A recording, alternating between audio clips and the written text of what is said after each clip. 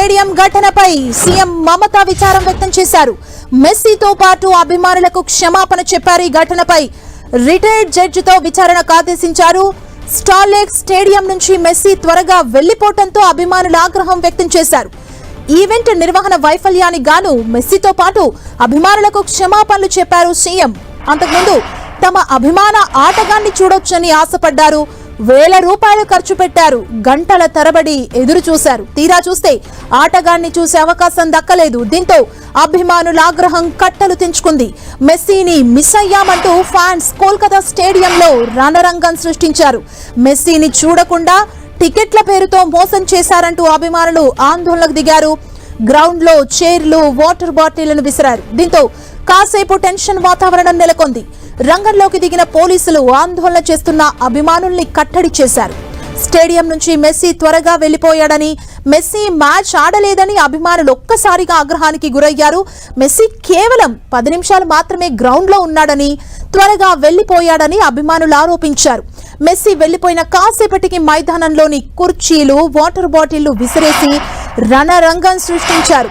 తమ అభిమాన player football match ఆడతారని అభిమానులు స్టేడియానికి భారీగా తరలి వచ్చారు. అయితే మెస్సీ మ్యాచ్ ఆడకపోవడం, ఎక్కువసేపు గ్రౌండ్ ఉండకపోవడంతో అభిమానులు ఆగ్రహం వ్యక్తం చేశారు. టికెట్ల పేరుతో వ్యాపారం చేశారని, తమను మోసం చేశారని పలువురు అభిమానులు ఆరోపించారు.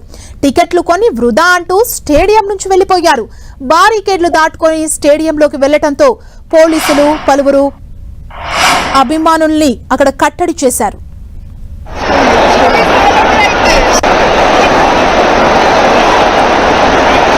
చూడొచ్చు, మెస్సీని చూసేందుకు చాలా మంది అక్కడికి ఫ్యాన్స్ వెళ్ళడం జరిగింది.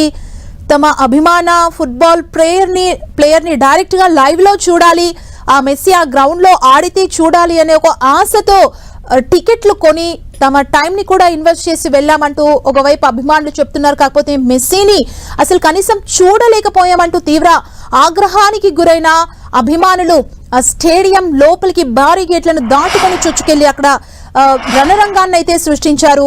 చైర్లని, వాటర్ బాటిల్స్ ని మొదట విసరడం జరిగింది. ఆ తర్వాత లోపలికి వెళ్లి అక్కడున్న కొంత వాతావరణం మొత్తం ధ్వంసం చేసిన సిచ్యువేషన్ కనిపిస్తోంది. మనం చూడొచ్చు, మెస్సీ గ్రౌండ్ లోకి వచ్చిన వెంటనే మెస్సీ చుట్టూ విఐపీలు, వివిఐపీలు పెద్ద ఎత్తున ఉన్నారు. కనీసం 10 సెకండ్స్ కూడా మెస్సీని చూసేందుకు అవకాశం దక్కలేదు. వేలల్లో ఖర్చు పెట్టి కుటుంబం మొత్తం వీకెండ్ టైం ని ఇన్వెస్ట్ చేసి ఎక్కువసేపు జర్నీ చేసి స్టేడియానికి వచ్చాం, కనీసం మెస్సీ గ్లింప్స్ కూడా మేము చూడలేకపోయామంటూ చాలా మంది అభిమానులు తీవ్ర ఆగ్రహానికి గురయ్యారు. అక్కడ ఉన్న వస్తువుల్ని బ్రేక్ చేస్తున్న దృశ్యాల్ని మనం చూడొచ్చు. బారికేడ్లు దాటుకొని స్టేడియం లోపలికి ఫ్యాన్స్ వెళ్లి అక్కడ బీభత్సాన్ని సృష్టించారని చెప్పాలి.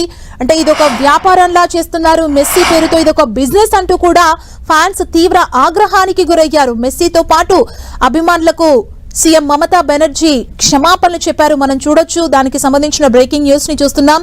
ఈ ఘటనపై రిటైర్డ్ జడ్జితో విచారణకు ఆదేశించామంటూ సీఎం మమత తెలిపారు.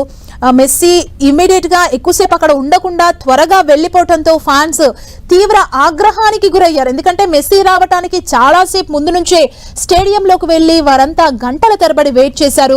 మెస్సీ వచ్చిన కాసేపటికే స్టేడియం నుంచి వెళ్లిపోవడం, మెస్సీ ఉన్న కాసేపు కూడా గ్రౌండ్ అంతా తిరుగుతారని చాలా మంది ఎక్స్పెక్ట్ చేశారు, ఏదైనా మాట్లాడతారని ఎక్స్పెక్ట్ చేశారు ఫ్యాన్స్ ని ఉద్దేశించి. కాకపోతే మెస్సీని కనీసం చూడలేకపోయాం. మెస్సీ చుట్టూ క్రౌడ్ ఎక్కువగా ఉంది, విఐపీలు, వివిఐపీలు, సెక్యూరిటీ ఎక్కువగా ఉంది. అందులో అసలు మెస్సీని మేము చూడలేకపోయాం, ఇదొక బిజినెస్ మెస్సీ పేరుతో అంటూ కూడా ఫ్యాన్స్ చాలా ఆగ్రహాన్ని వ్యక్తం చేశారు. మనం చూడొచ్చు, గ్రౌండ్ లో చైర్లను విసిరేస్తున్న దృశ్యాలని, వాటర్ బాటిల్స్, చైర్స్ ని విసురుతున్నారు తీవ్ర ఆగ్రహానికి గురైన ఫ్యాన్స్. ఆ తర్వాత ఆ బారికేడ్స్ దాటుకొని స్టేడియంలోకి వచ్చి విధ్వంసం సృష్టించారు.